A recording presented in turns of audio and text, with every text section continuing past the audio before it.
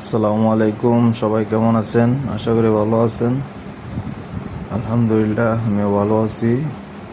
আগের পর্বে দেখাইছিলাম আমরা ঘাসের জমি কিভাবে আমরা ঘাস রোপণ করছি, কি ঘাস ভালো।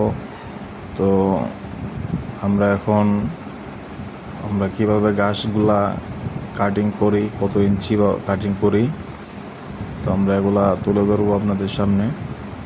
আমরা ঘাসগুলা কেটে গরুকে দিতেছি। আমরা 1/2 ইঞ্চি করে গাছগুলা কাটি যাতে গরু সুন্দরভাবে খাইতে পারে।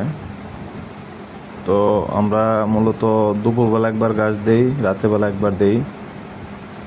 রাতেরবেলা ঘাস দিলে দুধ ভালো হয় সকালে, তার জন্য রাতেরবেলা আমরা একবেলা ঘাস দিই, দুপুরবেলা একবেলা দিই, আর সকালবেলা আমরা খড় খাওয়াই।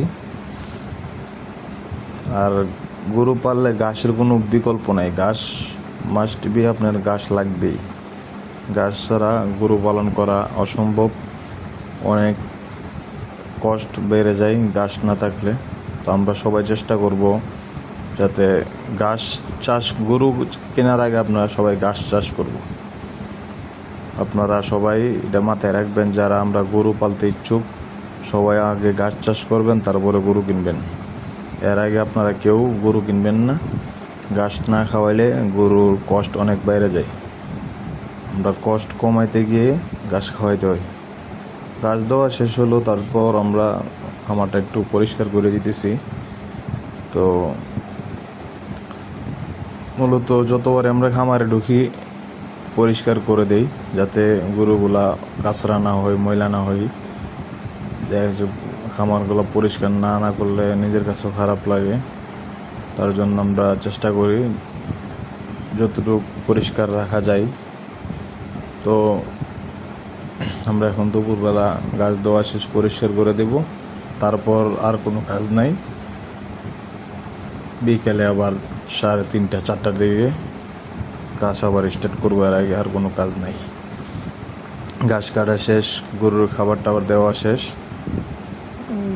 বিকেলের কাজ একদম সহজ। গরু ওয়াশ করে গায়ে ধুয়ে তারপর খাবার টাবার দিয়ে ঘাস দিয়ে খামার তালা দিয়ে দিলে আর কোনো সমস্যা নেই। রাতে 10টা 11টার দিকে আবার পরিষ্কার করে দিলে তো আরামসে গরুগুলা ঘুমাইতে পারে। এই হলো আমাদের পরিচর্যার কীভাবে করি, সামনে তুলে ধরবো ইনশাল্লাহ। সামনে আরও নতুন কোনো পর্ব নিয়ে আসবো। সবাই আমার জন্য দোয়া করবেন। আল্লাহ হাফেজ, সালাম।